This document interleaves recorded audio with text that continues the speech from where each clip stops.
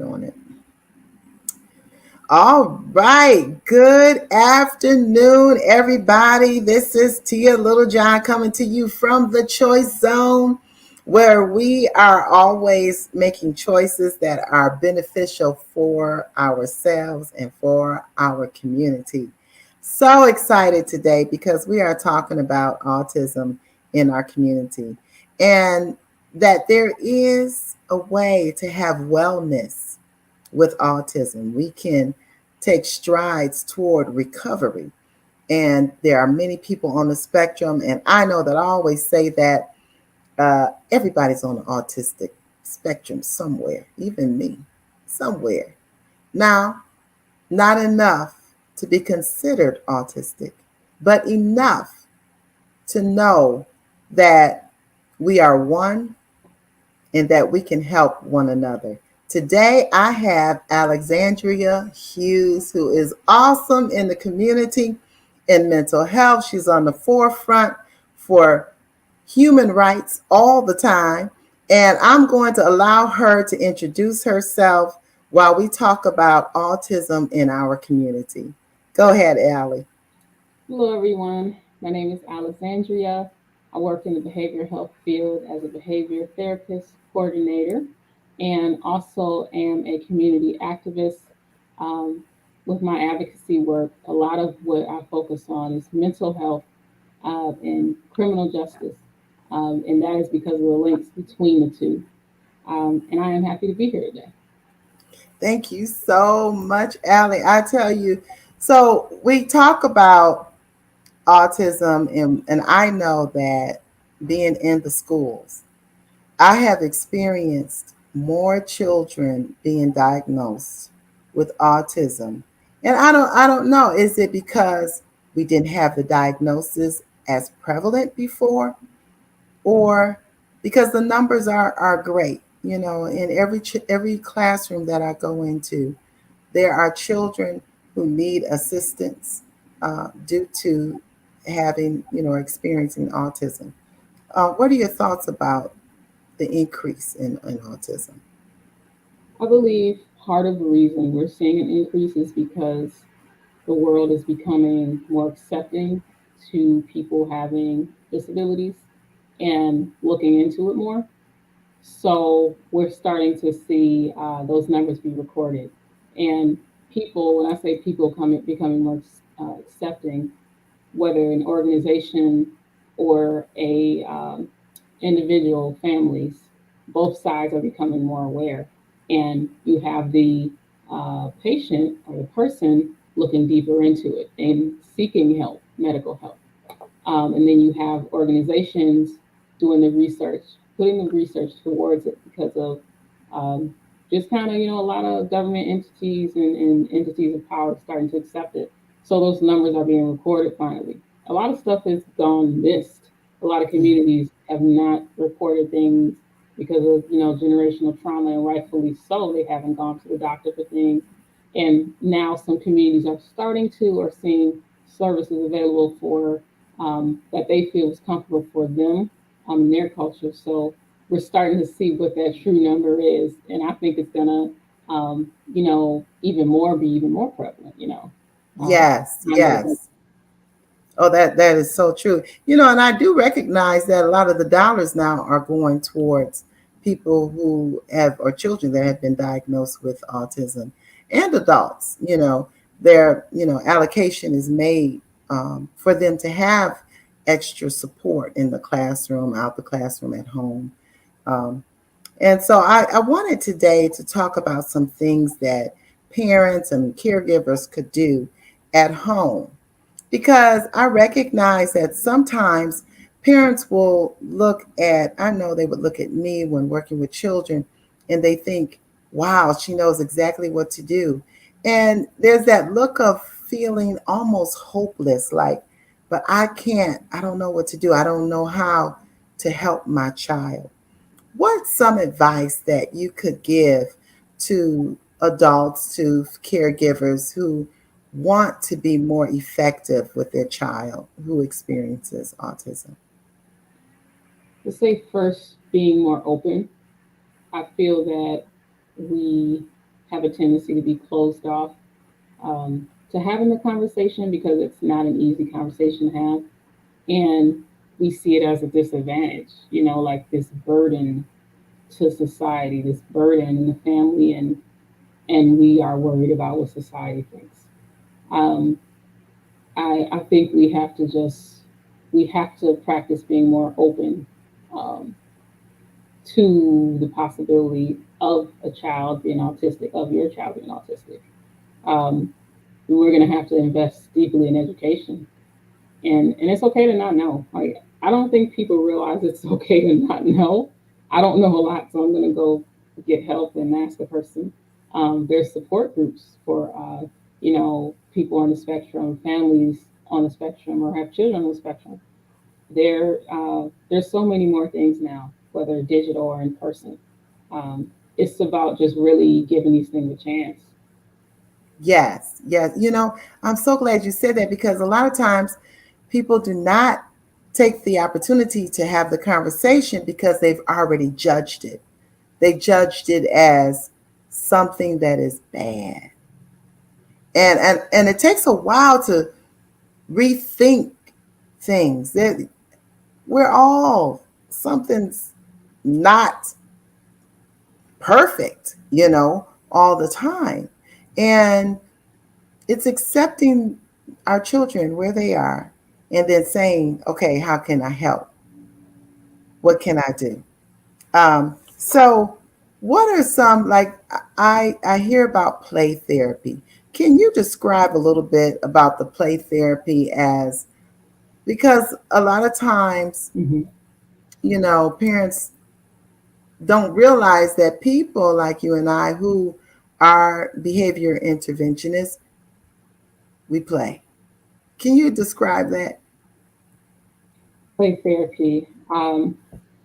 Well, um, for me, it's about making sure joy is centered. Um, so for when we think about therapy, it's like because we're not used to this mental health stuff, right? Like this is all like we're trying to get into it. We're trying to make it a regular part of our life, just like physical health is all like in our face all the time. Yeah, um, so you have to make it joyful yeah, because we naturally see it as work, like something we have to do that is not fun. And centering joy makes it where you even reward the littlest things because even taking a little step, even making a little progress in a day or in an hour matters because that's yeah, going to get you where you need to be. Um, rewarding and not punishing, and staying away from that. So yeah, it just has to be. You have to center joy in these things because really, when you think way back when, or just mental health in history, it's been so carceral, yeah, so yeah, carceral, and so about punishment and negative things. yes, It's time to center joy. Wellness is a positive thing, not a yeah, not a negative punishment thing. It sounds silly to say yes. you should not feel that way. And you know what? When you think about mental health, when you say wellness is a positive thing, so we're knowing that mental health, you can have wellness, you can have recovery. And that's my big thing is always, can we get to recovery? Are we thinking in a way that this person can heal? Mhm. Can we heal from this? In the past, I remember when I first started off in college, it was taught you'll never heal. You're going to be like this all your life. And today, the language is shifting to wellness, Mhm. to recovery, and implementing practices that help to do that. So when you talk about rewarding, can you give maybe a short example of a reward for a child who experiences autism or has been diagnosed with autism? Yes, I have two things, and back to the conversation of healing, and then I'll address this part first. Okay. um, but I'll give you an example. So my client, 9 years old, um, he's amazing. Makes me laugh a lot. He's a very funny kid. Um, but say like,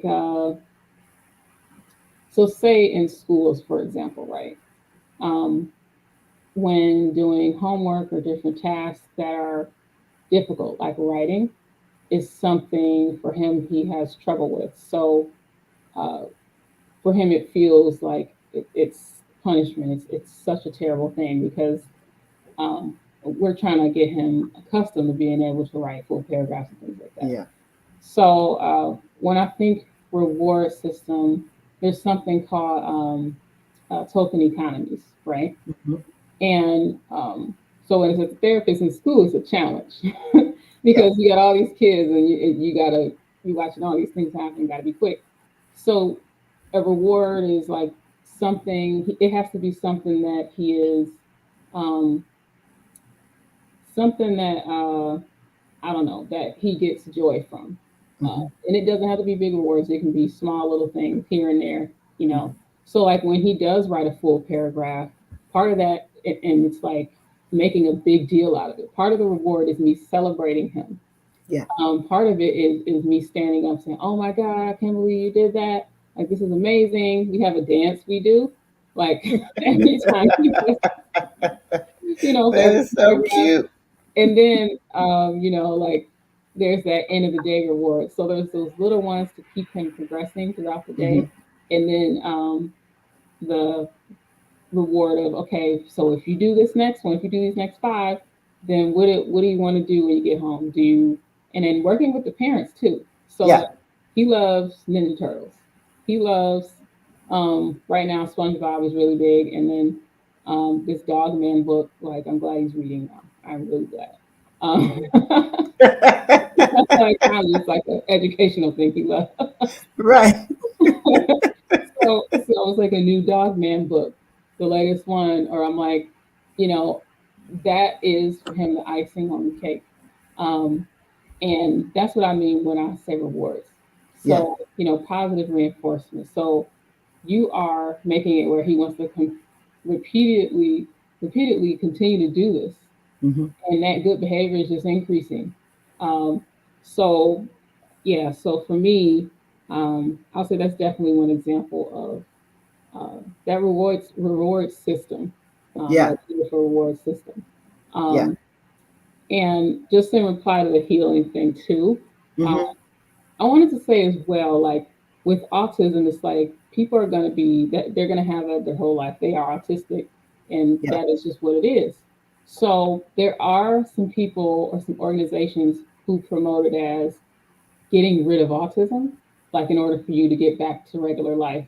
Hmm. And what I like to see now is a lot of, and I got to give it to social media on some things. So Yeah. Yeah. they balance really well on other things, Yeah. Yeah. making sure like I see a lot of things on social media, a lot of organizations making the point as like, it's okay to be autistic. That is fine. It is not a burden to anybody. Um, what really we should be doing is making it more things more accessible for them to in a society. It's not Yeah. one way to learn. It's many ways to learn, and that's fine. So, but yeah, yeah. I just wanted to point that out. Yeah. No, that's excellent. That's excellent. And I do see, um, like you said, the media can has its positives and negatives, and but we do see more acceptance. I know sometimes in workplaces, some workplaces, some different cultures, um, is they're beginning to make accommodations for people who are challenged in different ways. And I always think of about bowling. You know, when a child first learns to bowl. Well, I like bowling with them when they're little because the railings go up and it helps my ball to stay in the middle. because other than that, that ball is going to go all over the place. Yeah. I'm horrible at bowling. So I need some assistance. So I love bowling with children because then I get to use them as the excuse for having these rails up, and they can just leave them right up there for me. Just keep them right there. Hmm. And so, uh, you know, we're not going to be perfect in everything, but we can love everybody where we are and Yeah. do our Love best. everybody the same. Be fair. Be fair. Gotta at least be fair. Yes. Yes. That's the minimal thing. That's the tiniest thing that we could do is just be fair. And that's Yeah. a big thing. That's a big thing. Hmm. Hmm. And can you tell me a little bit about because I know with autism, speech is very important. I know that I had three children that I was able to help them to begin to speak. Um, can you give some pointers for families who have children who are nonverbal? Yes. I'll say the earlier you, and it's hard to tell somebody to like become aware as soon as possible because we're all different places in our journey. Yeah. Yeah. um, but the sooner you know that they are on the spectrum, the better, Hmm. because the chances of them, you know, having better speech is even better. The younger you start, and not just be specific to autism. It's anything. The younger, the better. You can help them. Um, I'll say with parents, pay attention, listen to your children. Uh, don't immediately resort to reprimanding them uh, and assume it's disobeying or uh, them doing it on purpose to make it difficult for you as a parent. Um, Yes. I Yes. would say that they also too, in general, like when children are beginning to, they're growing up, they're starting to say words and things like that. We go and have like regular checkups with babies to get their progress like regularly. Like that's a regular thing at the doctor. That same thing should happen mentally for the baby. Yes. So the Yes. earlier Yes. you you start to apply these things, everything you apply physically, because you care about that baby so much, you care about that child, do the same thing mentally. It's Yes. just as important. Yes. Yes. That is so good. That is so good. Yeah. And you know that because early intervention is the key. And that, a lot of times that people don't realize that Hmm. that's why we have to, I don't, whatever the mental health challenge is, early intervention is the key. Um, so let's see, can you tell me about a little bit about floor time? Because I know, when working with autistic, especially children, the smaller ones, I don't know anybody who has not had to get down on the floor to interact with the child. So tell us how parents can do that. Hmm. Okay, so when you say that, give me an example. Like um, sometimes, well, tell the importance of getting at their level. Hmm. Okay, yeah. So getting at their level is just trying to make it where they can understand it, understand what you're saying. Um, you know, we don't have all the answers. But as a parent, you think you have all the answers, and that is a natural. But parents aren't right about everything. We're not right about everything, and that's fine. But like, um, you know, getting on their level, that may be why they aren't understanding. Um, it's about just giving it a chance. Like Mhm. it comes always comes back to being open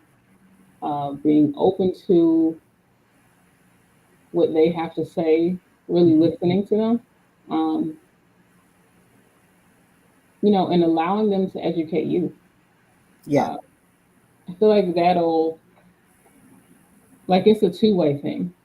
With behavior therapy, for me, I've learned so much from my client, so many things like about myself, um, from being with him, and it like I don't think my life would be the same without that. Right. Like I really don't like, you know, and it's just made me like more passionate. Like, okay, like how do we do this? How can Hmm. we do that? How can we see this success? Yeah. Um, but yeah, definitely getting on their level too will make it. I don't know. As they get older, just easier to have these conversations because they Yeah. see that comfort. Like you hear them, and you're willing to speak their language. Yeah. And then from there, you know, the comfort, the level of caring you did through that, you're just, um, it becomes a system. It's not just meeting goals. One goal here, one goal there. Oh, you did good. It's a system. So it's a normal thing that's just set into your routine. Right. Um, and getting on their level will make it that way. Oh, that's awesome. That's awesome. I learned so much from my kiddos that I tell people that actually I'm not really doing too much. Mm-hmm. It's just me learning what their needs are, learning how to communicate. And a lot of times, people don't realize that a child who may be nonverbal, they know what you're saying. So I need parents, caregivers, teachers, a child who is nonverbal. They know what you're saying. That doesn't mean they're not learning. It doesn't mean they're not observing. And it does not mean that they do not understand, Mm-hmm. you know. Um, and I remember that I peeked at my child that I was working with, and she knew so much. But the expectation, see, a child will perform according to the expectation. And I watched her, and I found out that she knew all of her ABCs. She knew what they looked like. And with a little bit of positive reinforcement,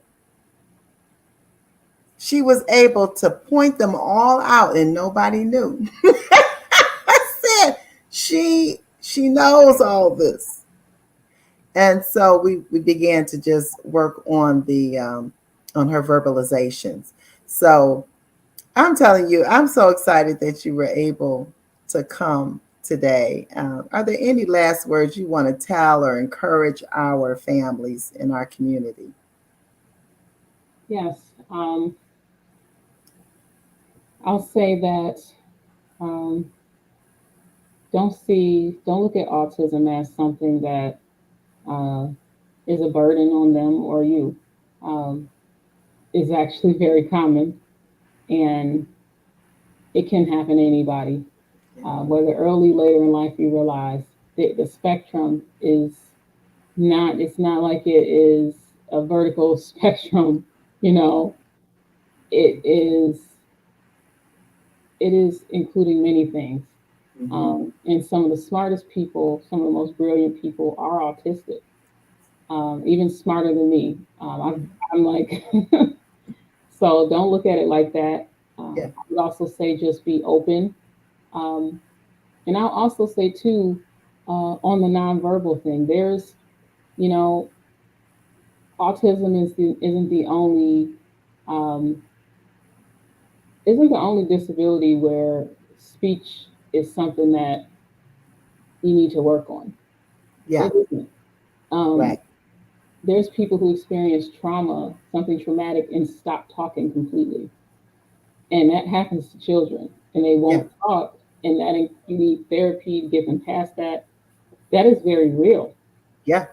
Um, so I'll just say that uh, A don't very famous person that happened to too, mm, Maya Angelou. mm, She did yeah, not talk for years after she had been raped. mm, yeah. See that it. So these symptoms and they cross into each other. A lot of Yeah. this stuff intersects. Yeah. So just be open. Um, just embrace learning and embrace not knowing. It's okay to Yes. not. Yes. Allie, I just want to say thank you so much. I think that you are absolutely phenomenal. I enjoy the work that you're doing in the community with Michigan Liberation. She's on the forefront for human rights all the time. She is an advocate for social justice. And I tell you, girl, I love you. I love you. I love you. I love you. I always want the best for you, and God bless you today. To our viewers, thank you for joining us. Thank you for taking a look at autism. Next week, we're going to be talking about natural remedies with autism and helping our families anymore, even more. God bless you. Stay in the choice zone. It's your choice. Make it a good one. All right. Bye bye. Thank you.